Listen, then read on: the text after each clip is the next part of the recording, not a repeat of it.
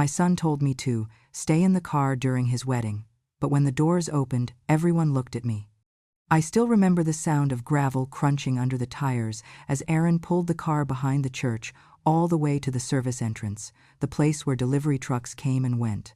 Not guests, not family. Certainly not mothers.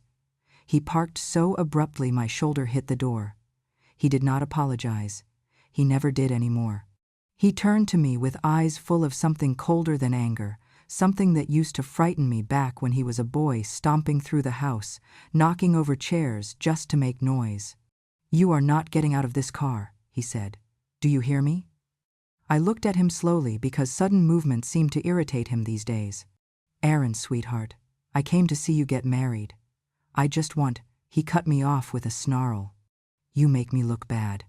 You always have. Stay in the car. If you step out, I will have someone drag you away like a bag of garbage." His words hit me harder than the jolt from the stop. A bag of garbage. His mother, the woman who raised him on casseroles and second-hand clothes and prayers whispered over fevered nights. I tried to steady my breath, but before I could think or speak, Madison appeared beside him in her white silk robe, her hair pinned into a crown of blonde curls and diamonds. She looked at me the way someone looks at mold on bread. "She is still dressed like that?" she scoffed. "Look at that cheap dress, that broomstick hair. A wedding like ours has no place for a leftover like her." She leaned closer to the window, her voice dropping to a venomous whisper. "I told you we should have left her at home. Now look, she is ruining the background of my photos just by breathing." My fingers gripped the edge of my purse. Not because I wanted to argue God knows I was tired of fighting, but because if I did not hold on to something, I might have disappeared into myself. Madison turned to a staff worker who happened to walk by. She lifted her chin like a queen, addressing a servant. "If she steps out, stop her. Sweep the dress too. It looks like it carries dust." The worker hesitated, looking at me with a mixture of apology and fear. But Madison's glare sent him scurrying. When they walked away, I sat very still in the car. The engine ticked as it cooled. The laughter from the guests floated faintly through the walls of the church. I felt like an intruder at my own child's wedding, like a stain they tried to scrub out. For a moment I thought about leaving, just opening the door, walking into the trees behind the building, and letting the whole day pass without another wound. But life rarely grants that kind of mercy. Someone tapped on my window. I turned. A young man in a navy vest stood outside, clutching a clipboard like it was a life preserver. "Ma'am," he said, "we have been looking everywhere for you. We cannot begin the ceremony without your signature." I frowned. "My signature?" He flipped the clipboard toward me. My name was on the contract, bold, unmistakable. "You are the financial guarantor. The final authorization has to come from you. Otherwise, the venue cannot legally proceed." My mind stilled, the way water goes still before it freezes.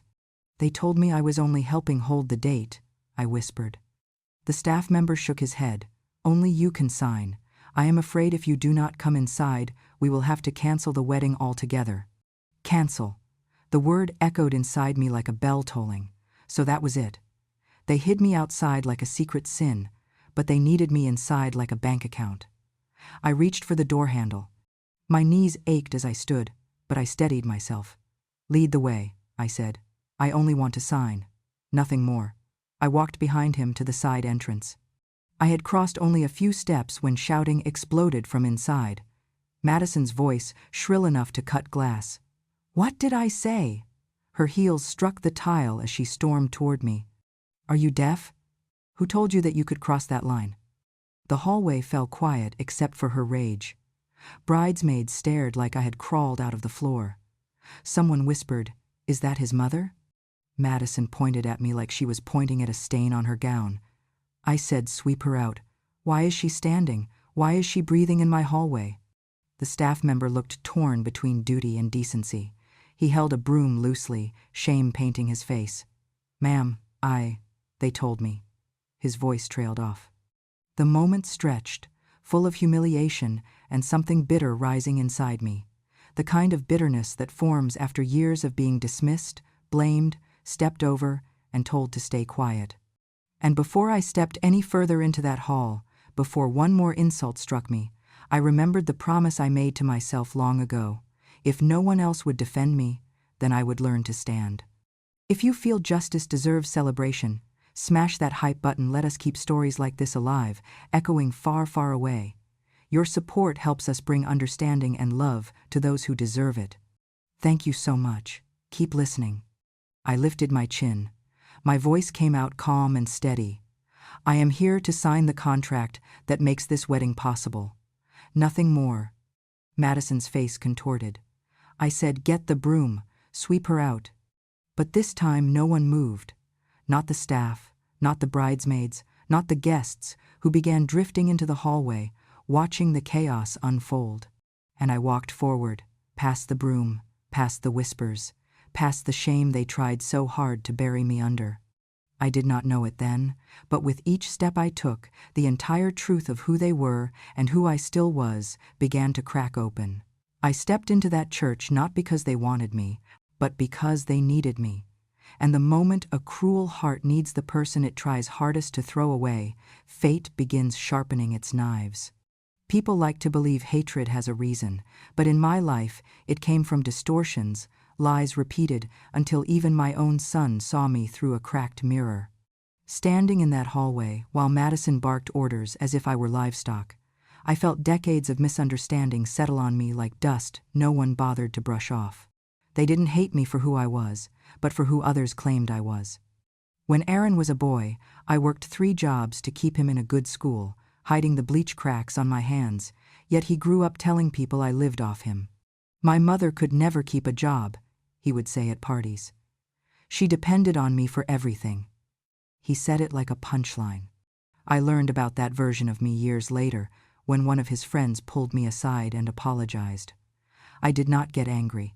I just felt the kind of tired that sinks into your bones and never leaves. Then there was the car. My old, beloved sedan with the rattling window and the seat I patched 3 times. The only car we had. Madison crashed hers while driving drunk with her friends, and her parents refused to pay the hospital bill because they were tired of enabling her mistakes. So, I sold mine. Sold it quietly. Sold it fast. I told her it was nothing, that I did not use the car much anyway. She cried and hugged me. I remember thinking that perhaps things were changing, that perhaps we would be something like family. But later, she told Aaron's relatives, she sold her car just to look like a martyr. She wanted attention. It was all an act. She twisted my sacrifice into a performance, as if I had enjoyed walking to work in the rain for months. I learned that truth the way old women learn most painful things, by overhearing whispers not meant for them. And Aaron's temper, dear Lord. When he was 17, he had an anger that frightened me. Not because he was dangerous, but because I knew where that kind of rage could lead if no one stopped it. I begged him to see a counselor, not because I believed he was broken, but because I wanted him to grow without the bitterness that had already begun to harden inside him. He told Madison a different version. My mother thinks I'm broken, he told Madison. She tried to send me to a therapist because she wants to control everything I do. Madison repeated it to her friends, and suddenly I became the hysterical old woman diagnosing everyone around her. There was also the incident that ended my career. I loved teaching special needs children, but one day a wealthy parent grabbed a student hard enough to leave marks. I reported it, and the school board silenced me. They claimed I misinterpreted everything, pushed me out quietly, and spread whispers that I was emotionally fragile. Someone told Aaron I'd been dismissed for instability, and he believed it lies are easier than truth. But the deepest wound came later. When Madison came to announce the engagement, I accidentally saw her kissing another man in our driveway. That night she cornered me in the kitchen and hissed, "Keep it quiet, or Aaron will believe every awful thing I say about you." And she kept her promise. I became the villain she needed. Aaron believed her. So when I walked into that church, their hatred wasn't new, just louder, wrapped in silk and lies ready to break. I never imagined that my own signature, my name, the only thing I truly owned, would become the reason I was dragged into that wedding like a stray animal someone forgot to chase away. But the truth started months before the ceremony, on a cold Tuesday morning when Aaron showed up at my house with pastries and that smile he only wore when he needed something. He sat at my table, tapping his fingers like he used to when he was trying to charm his way out of trouble as a boy. "Mom," he said sweetly, "I need just a tiny favor. Nothing big. Nothing stressful." When Aaron used that tone, it meant two things. He was hiding something, and I would end up paying for it one way or another. He slid a folder across the table. "It's just a credit guarantee," he said lightly. "For the venue. They won't book without it. You don't have to pay anything. You're just backing us up." I frowned. Where is Madison's family in all this? Shouldn't they be contributing? He rolled his eyes like he was already exhausted by me. "Her parents said the groom's side should handle the ceremony. Old-fashioned, you know? And I'm stretched thin, Mom. You know how hard I've been working." He hadn't been working at all. He'd been hopping between hobbies he called projects, but I didn't correct him. He reached across the table and squeezed my hand. "Please, just your name. I swear, you'll be treated like a VIP at the wedding. Front row, my special guest." That last part caught me off guard. My heart, foolish and soft, fluttered. I wanted to believe him. I wanted to believe that somewhere beneath Madison's sneers and his coldness, there was still the boy I raised. I signed, but something in my chest felt tight, like a warning I chose not to listen to. Weeks passed. Madison never contacted me about seating, fittings, music, anything. I assumed they were busy. I assumed they would include me when the time came. I assumed wrong.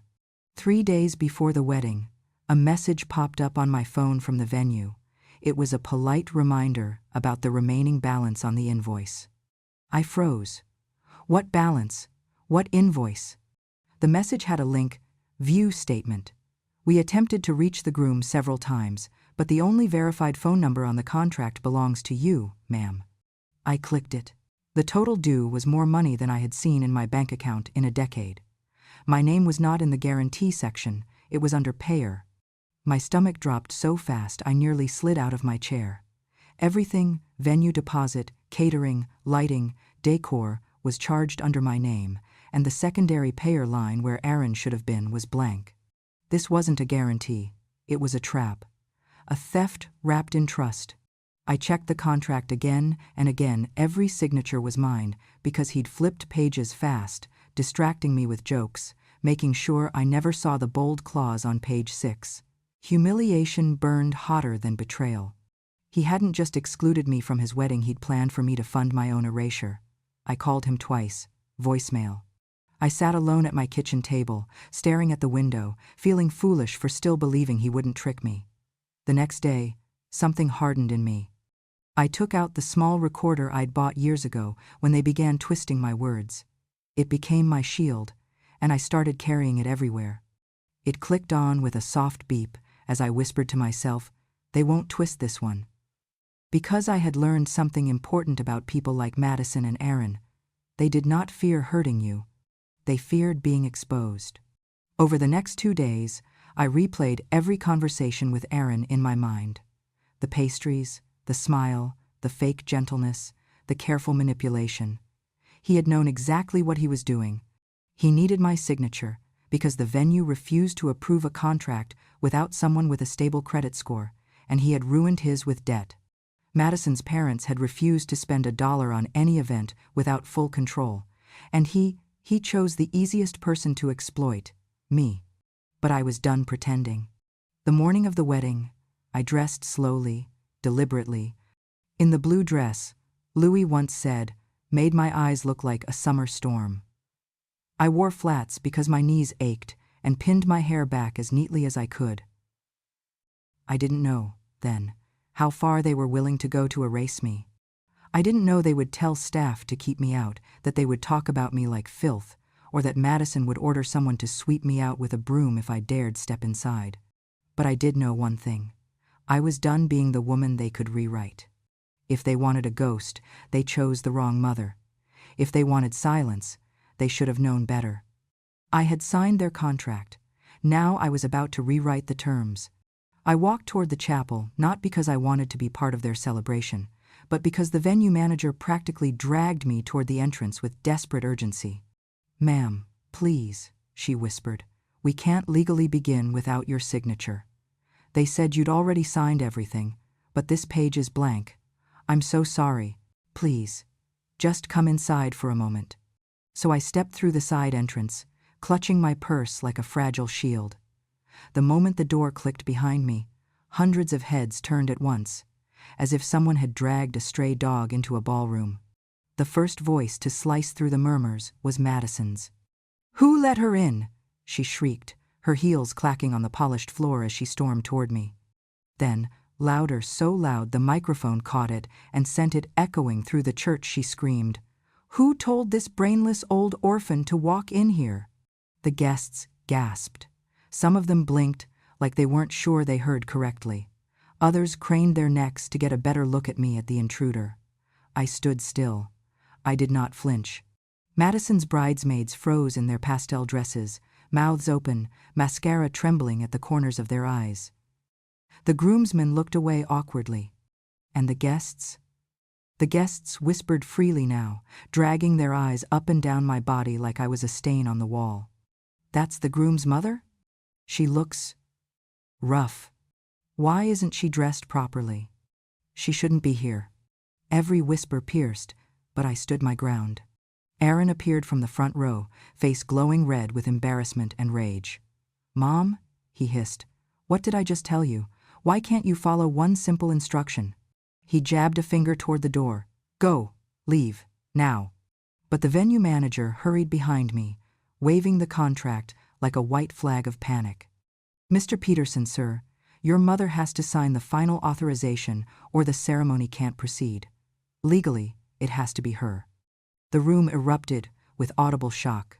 My son blinked, confused, unprepared, cornered.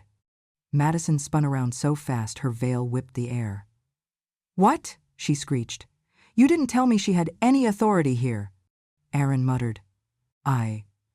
I didn't think they'd actually check." But before he could finish, Madison turned toward the nearest staff member, an older man holding a broom at his side. I had seen him sweeping petals earlier. Now he looked terrified. "You," she barked. "What did I tell you to do if she stepped foot in here?" He swallowed hard. "Ma'am, please don't do it." Her eyes burned with hatred. "Sweep her out." A wave of horrified whispers rolled through the pews. The man bowed his head in shame and stepped toward me, broom trembling in his hands. He didn't lift it fully, just held it like he was waiting for permission to breathe. I'm sorry, ma'am," he whispered, voice cracking. They said if you came in, I had to sweep you away, like debris." The words broke something small and old inside me. But still, I did not move. The room was so silent, I could hear my own pulse. Then, from the second pew on the left, a tiny voice rose above the tension, a girl no more than 7, clinging to her mother's hand. "Mommy," she whispered loudly. "Why are they sweeping the grandma? Did she do something bad?" Her question sliced the air clean open. A murmur rippled through the chapel, shame, outrage, disgust, but this time not at me. Madison's face twisted. "Who brought their brat here?" she snapped. But the mother scooped the child into her arms and stood up. "My daughter just watched you order someone to sweep an elderly woman out of her own son's wedding," she said, voice shaking. She asked a fair question. People shifted uncomfortably. Others stared at Madison with dawning realization. Someone in the back whispered, "What kind of monster treats an old woman like that?" Another said, "Did she say orphan? Is the mother-in-law really alone?" A third muttered, "This is disgusting." Madison stomped her heel. "Stop looking at her like she's the victim. She shouldn't be here." But then she made the mistake of stepping toward me. She leaned close enough that only I could hear the venom in her words. "You think this little scene changes anything? You'll sign, and then you'll crawl out that door like the roach you are." I looked her straight in the eyes. "No." She jerked back as if slapped. "What do you mean, no?" "I will sign," I said softly, after I am treated like a human being." A loud gasp rippled through the guests. Some nodded quietly. Others watched with wide eyes, as if realizing they'd been complicit in something cruel by simply staying silent. Madison's face contorted. "Aaron," she screamed, "get your mother out of here!" But Aaron didn't move. For the first time, he looked unsure, conflicted, almost scared. His eyes darted across the room, the guests, the murmurs, the shame heating his ears. And in that moment, he finally realized. They weren't laughing at me. They were judging him. He took one step back. Madison saw it, and she panicked. "Fine," she yelled. "If you won't drag her out, somebody else will." That's when the broom dropped. The staff member let it clatter to the floor and stood straighter than before. "No," he said firmly. "I won't humiliate her. I won't be part of this." And for the first time that morning, I saw something shift in the room. Sympathy, recognition, humanity. People who had stared earlier now looked ashamed. A few guests set their programs down. One elderly man stood up. A bridesmaid stepped aside, lowering her eyes. The spell Madison held over the room began to crack, and I, still standing alone near the aisle, finally breathed. The chapel wasn't silent anymore. It was waking up. The murmurs in the chapel were still echoing waves of unease, rolling through rows of polished shoes, pastel dresses, and forced smiles when a pair of firm footsteps broke the tension. They came from the back of the chapel, steady and confident, each step striking the floor like a gavel. Then a voice, deep, controlled, and cutting through the chaos like a blade, rang out. "Who," it said, "just ordered one of my employees to sweep my mother out of my own wedding hall? Don't look so shocked. My adoptive parents never kept photos of my biological family on public records. None of my staff knows who my real mother was except me." The room froze. I turned slowly, unsure whether I had heard correctly. But every guest twisted in their seats to look toward the entrance. A young man, no older than 30, handsome in a sharply tailored charcoal suit, walked down the aisle with the authority of someone who owned not just the building, but the air people breathed inside it. His eyes swept the crowd before landing on the fallen broom on the floor, then on Madison, then on me.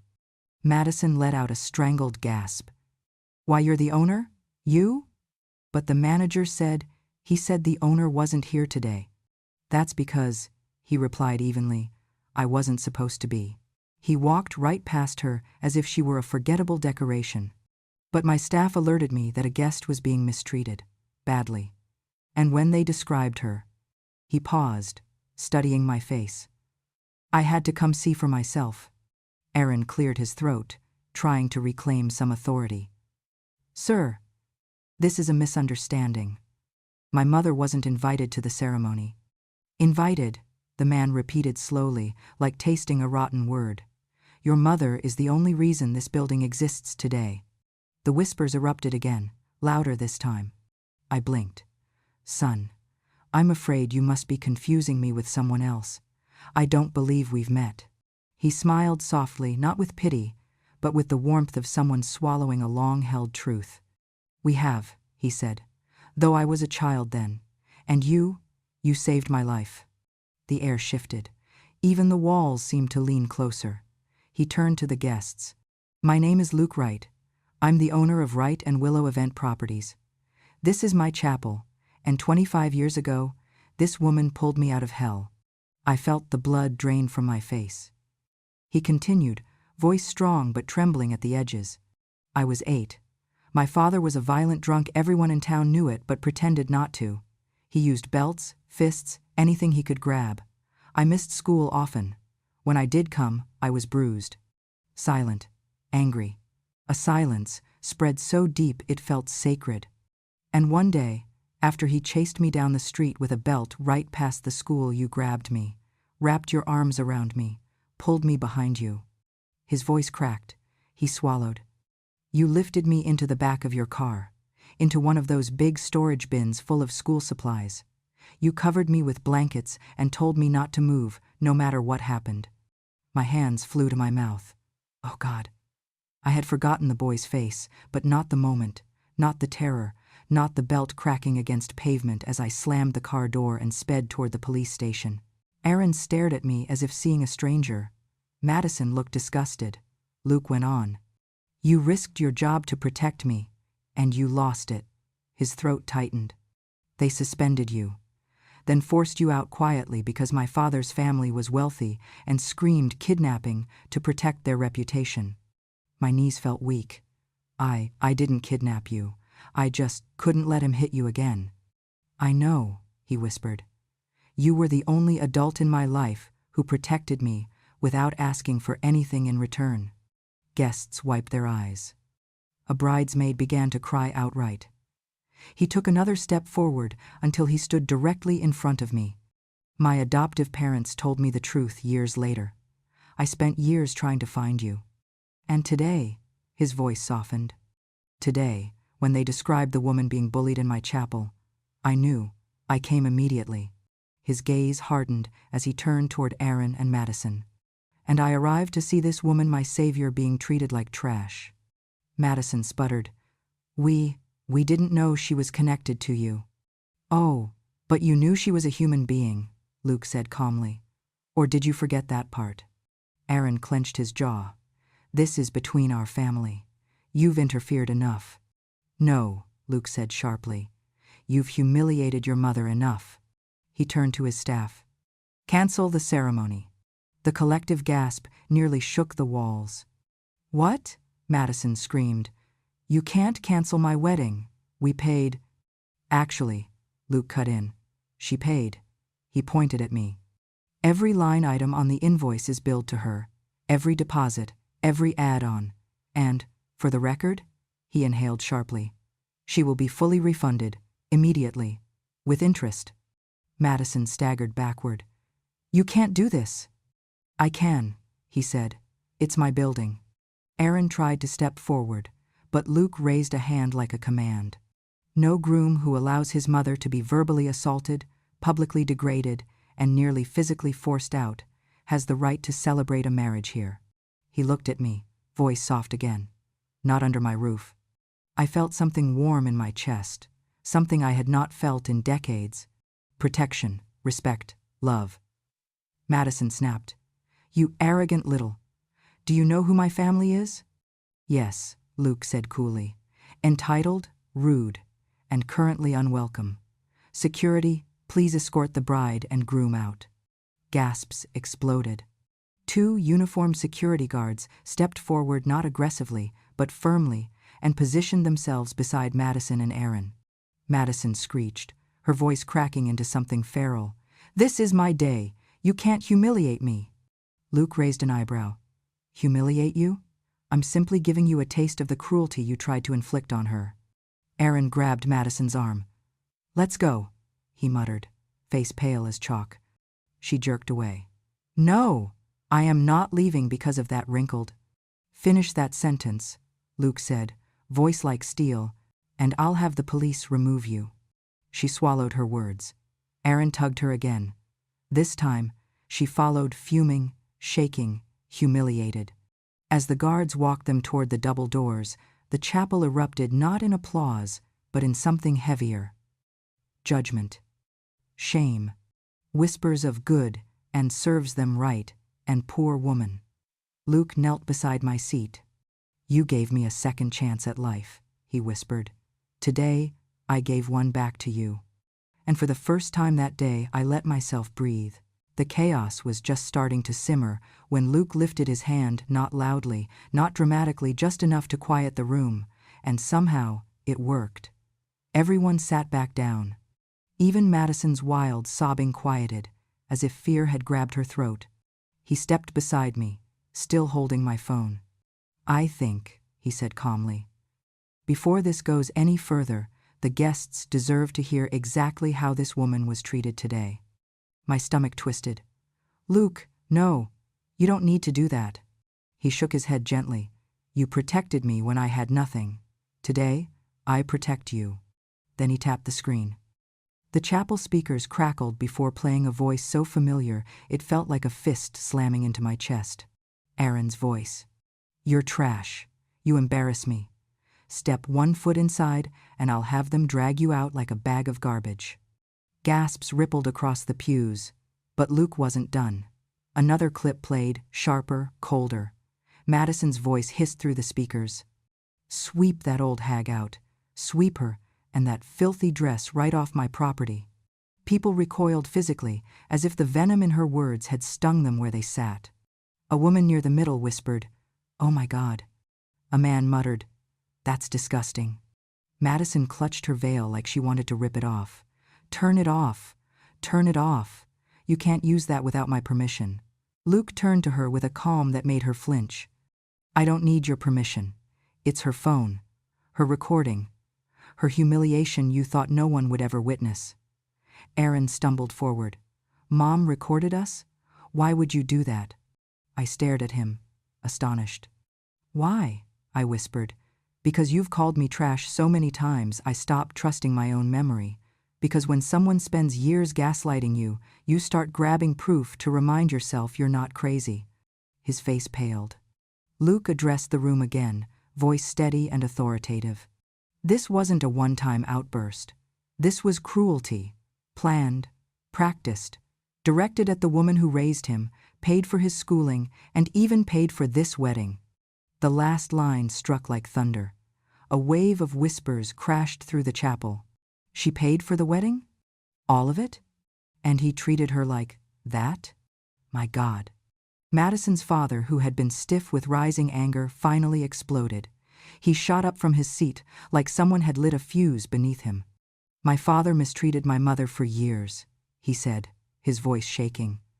"I swore I'd never allow that kind of disrespect in my family again." "That's it," he roared. "That is it." Madison jolted. Dad, wait." The man's hands trembled with fury. "You told me his mother was unstable, that she was causing problems. Not once did you mention you were the one abusing her like a playground bully." Madison's mascara streaked down her cheeks. I didn't think she'd record." "That's your excuse?" he snapped. "You didn't think she'd record?" He turned to me.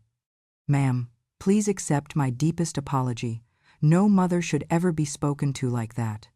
His wife, eyes full of shame, stood beside him and nodded. "But Madison..." Madison shook her head in disbelief, almost choking on her own panic. "Dad, please, she's making me look like a monster." "You did that yourself," he thundered. The chapel fell silent. Even the children were frozen. Aaron swallowed hard. "Sir, please don't blame Madison alone. I said things too." Madison whipped to him. You were the one who told me she was pathetic. You said she was a burden."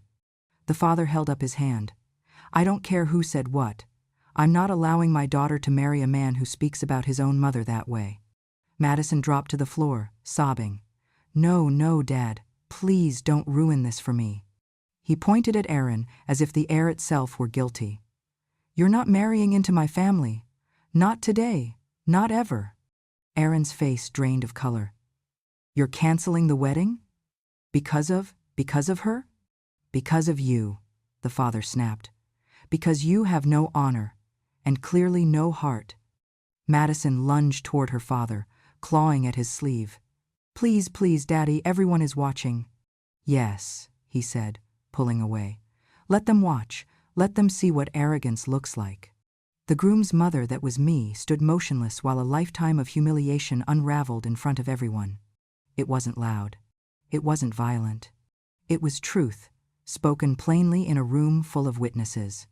Madison's mother stepped forward next, voice cracking. "I can't believe you spoke to her like that, Madison.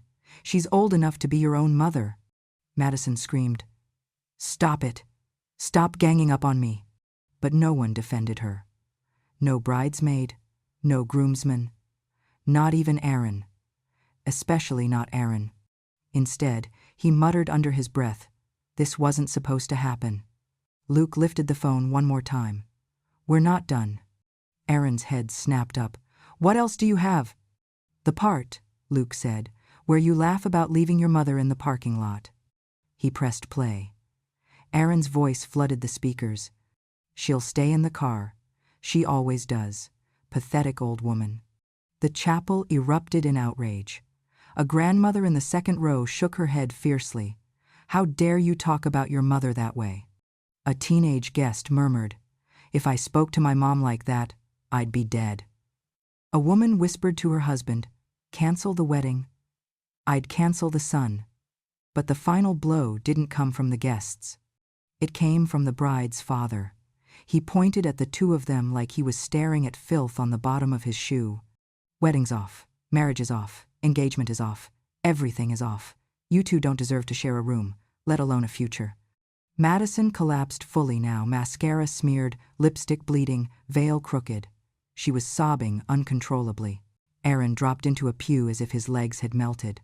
And for the first time all day, the entire chapel looked at me not as an inconvenience, not as a burden, not as an embarrassment, but as a woman who had survived far worse than their judgment.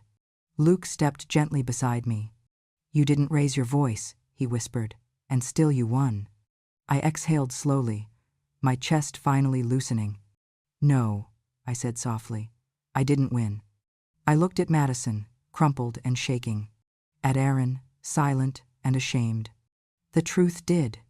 The chapel, once so full of resentment toward me now, felt like it belonged to me again, because everyone finally saw what I had lived with, and they couldn't unsee it. I thought the chaos inside the chapel was the climax. I thought the shattering of their wedding day, the public humiliation, the engagement torn apart, was the worst that could happen. I was wrong. Because life has a way of collecting debts slowly and then demanding them all at once. 3 days after the ruined wedding, I woke up to the sound of my phone vibrating on the nightstand. The caller ID surprised me. "Wright and Willow Event Properties." "Luke," I answered immediately. "Is something wrong?" His voice was calm, almost too calm. "Nothing's wrong on your end, ma'am. But Aaron is about to have a very difficult morning." I sat up. "What happened now?" "I sent the audio recording," he said, "to the bank handling his mortgage application." My breath caught. "Aaron applied for a new loan?" I asked. "He did," Luke replied. "A large one, to refinance his current home and consolidate his wedding expenses. But the bank reviews character reports and public behavior." There was a brief pause. "And what he did to you," Luke said, "is now part of his public behavior." I didn't say anything for a moment. Then I whispered, "So, what does that mean?" Luke answered without hesitation. "It means the loan is gone, permanently. They flagged him as high risk and unfit for credit approval." I closed my eyes. Not because it pleased me, though a small part of me did feel the satisfaction he had never allowed me, but because the universe had finally handed him a consequence he couldn't dodge with charm or cruelty. "When he finds out," Luke added, "he'll blame you." "I know," I said, "but I stopped living my life in fear of his disappointment a long time ago." "And now," Luke replied gently, "he gets to live in the consequences he created." That afternoon, a former wedding guest sent me a link to the video. Groom calls his elderly mother trash. Owner shuts down wedding. Over 2.4 million views in 2 days. My hands shook as I watched.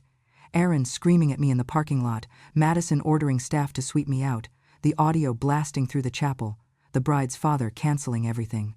And me, standing there, hurt but unbroken. The comments flooded fast. "This is why you treat people with dignity. Poor woman. The son is heartless. Owner handled this like a king. I hope she cuts them off forever. I'd disown a son like that." I felt no joy. But I did feel seen. For the first time in many years, strangers believed me, defended me, spoke for me in ways my own son never had. Then the next blow arrived, not to me, but to him. At 6 p.m., my phone buzzed again. This time, from an unknown number, a monotone voice. "Is this Mrs. Caldwell? We're calling regarding your son, Aaron Caldwell." My stomach tightened. "Yes," I said. "Is something wrong?" The man cleared his throat. "We've seen the video circulating. The statements he made toward you are unacceptable. Our company has strict ethical guidelines regarding harassment, elder abuse, and public conduct." I already knew what was coming. The man finished. We regret to inform you that Aaron has been terminated effective immediately. I let out a long, slow breath. He's going to blame me, I whispered. Ma'am, the man said gently, this wasn't your fault. But we both knew Aaron would never see it that way. Not when accountability had always been someone else's burden. That evening, the storm reached its final target, Madison. Her mother came to my door, eyes red, face blotchy, clutching tissues like they were lifelines. She looked broken in a way only embarrassment could create. I'm so sorry, she said before I could speak. For everything she did, for everything she said. I nodded politely, unsure why she had come. Then she explained. Madison has been seeing someone new since the breakup, a wealthy man, older, from a very esteemed family. Her voice wavered. He saw the wedding video. Oh, I said softly. But it didn't end there. He hired a private investigator, she whispered, to make sure she wasn't a risk to his reputation. She trembled. And they uncovered something. Something from years ago. My stomach tightened. Her affair? I said quietly. The one I witnessed. She froze. You knew? Yes, I said. I never told Aaron. She threatened me if I did. Her mother's face collapsed. His family saw the report. They sent her a letter. They don't want anything to do with her. I exhaled slowly. What did the letter say? The mother swallowed painfully. It said, your character is incompatible with ours. A harsh but fitting sentence. Is she all right? I asked, even though part of me knew she wasn't my responsibility. She's devastated, the mother whispered. She said she's lost everything. Her engagement, her new relationship, her reputation, and she said it all started the moment she tried to sweep you out of that chapel. I closed my eyes. Actions, consequences, patterns, they always come home. By the end of the week, Aaron had no wedding, no house loan, no job, no fiancé. Madison had no wedding, no new wealthy boyfriend, no reputation. And I had something I never expected, peace. Not revenge, not triumph, not satisfaction in their ruin, just peace. Because for the first time in my life, I didn't have to explain myself. I didn't have to defend my truth. I didn't have to endure their cruelty in silence. The world saw, the world judged, and the world answered in my place. Consequences didn't come with fire or rage, they came quietly. I simply stepped aside and watched the truth do the work I had been too tired to do for years, and the truth has never failed anyone. I always thought the story would end with consequences alone, with the wedding ruined, the truth exposed, and the two cruel hearts who mistreated me finally forced to swallow the bitterness they had served me for years. But life wasn't finished writing my ending yet. It had one more quiet truth to give me. 3 weeks after that day in the chapel, I received a message from Luke. It read, "Come to the chapel on Saturday. Wear something you love." I stared at the text for a long moment. No one had invited me anywhere in years, much less to something where I was told to wear something I love. My hands shook a little as I laid out my pale blue dress, simple, soft, bought long ago for an occasion that never came. Somehow, it felt right for whatever waited for me. When I approached the chapel that Saturday afternoon, I expected the cold sting of memory, the place where they once tried to sweep me out like trash, but instead, warm light spilled from the doors, and gentle music drifted into the evening air. As I stepped inside, something astonishing happened. Every single person in that room stood up and applauded. Not politely, not stiffly, but with real emotion, the kind people save for moments when they recognize a survivor walking through the fire. I froze in the doorway, too overwhelmed to breathe, until Luke walked toward me, his smile soft and reverent. "Welcome," he said. "Today is for you." I shook my head in disbelief. "For me? Why, sweetheart?" He led me down the aisle as though I were royalty. "For the woman who saved us," he whispered. "For the teacher who believed in the children no one else believed in. For the person who changed more lives than she ever knew." My breath trembled as I looked around the room. Faces I had not seen in decades stared back at me, glowing with recognition. Grown adults who had once been little frightened children in my classroom stepped forward, one after another. A woman in her 40s told me, "You were the first person who ever said I was smart." A man said, "You gave me lunches when I didn't have any." Another whispered, "You saved my life." I never forgot. One woman hugged me so tightly I could barely breathe. "My son wouldn't have made it if you hadn't helped him," she said. "You were our angel." I felt my knees weaken as more voices joined in, sharing stories I had long forgotten. I had spent so many years thinking I was invisible, a burden, a shadow no one wanted the way Aaron and Madison always made sure I believed. But standing there, wrapped in the love of people whose lives I had unknowingly shaped, I realized the truth. I had never been the burden. I was the blessing. Later that night, I stepped outside the chapel for some air. The sky shimmered with the warm glow of sunset. That was when I heard footsteps approach behind me. "Mom?" "Aaron." He looked smaller than I remembered, worn down, eyes red with sleeplessness. I didn't turn right away. I wasn't ready, not fully. He stepped beside me anyway, voice cracking. "Mom, I'm sorry." I stayed silent. He swallowed hard. "I lost everything. My job, the house. Madison's gone. And I've had a lot of time to think." His breath shuddered. "I treated you like trash. I let her treat you even worse. I don't expect forgiveness. I just want a chance to fix it." I looked at him then, not as a mother desperate for her child's love, not as a victim of his cruelty, but simply as a woman facing someone who had broken her and was now finally seeing the pieces. "Aaron," I said quietly, "I don't hate you." His face crumpled with relief. "But," I continued gently, "I'm not going back to a place where I was treated like garbage. I deserve better. And I will not apologize for wanting peace," he whispered. "But I'm your son. And I'm your mother," I replied. "A mother you nearly swept out of your life like dirt. If you want a relationship, rebuild yourself first. Respect must come before forgiveness." He nodded slowly, tears falling, and for once, I let him cry alone. Some lessons are only learned in silence. When I returned inside, Luke was waiting with a small velvet pouch. He pressed it gently into my hand. "This is for you," he said. I told him I didn't need anything, but he smiled. "I know. That's why you deserve it." I opened the pouch and gasped. Inside was a silver key. My hands shook. "Luke, what is this?" He spoke softly. "A place of your own. Safe, quiet, warm. A furnished apartment, paid for a year. No one to insult you, no one to dismiss you. Just peace." Tears flooded my vision.